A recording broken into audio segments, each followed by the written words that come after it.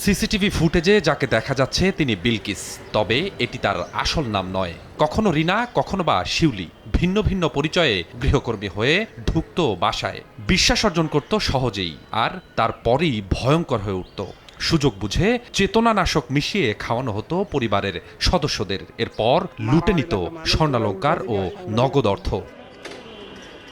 তবে শেষ রক্ষা হয়নি। অতিরিক্ত চেতনানাশক দেয়ায় প্রাণ হারান রাজধানীর উত্তরার এক বৃদ্ধা। এ ঘটনায় ভুক্তভোগীর পরিবার মামলা করলে তদন্তে নামে আইনশৃঙ্খলা বাহিনী। সম্প্রতি গাজীপুর থেকে তাকে গ্রেপ্তারের পর বের হতে থাকে রহস্য। পিবিআই জানায় বিলকিসের নেই কোনো জাতীয় পরিচয়পত্র। এ কারণে দীর্ঘদিন ধরেই ধরাছোঁয়ার বাইরে ছিল সে।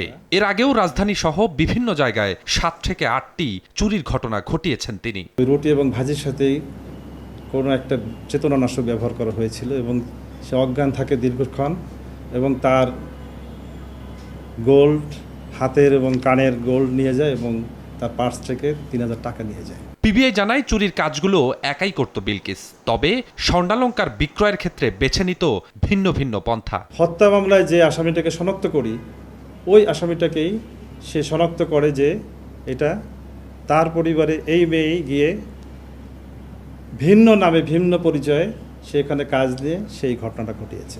আমরা অনেকবার সার্চ করার চেষ্টা করছি, তার কোনো এনআইডি নাই বা এনআইডির কথা সে স্বীকারও করে না, এবং তার যেহেতু ফিঙ্গারপ্রিন্ট নাই আমরা এনআইডি পাইনি।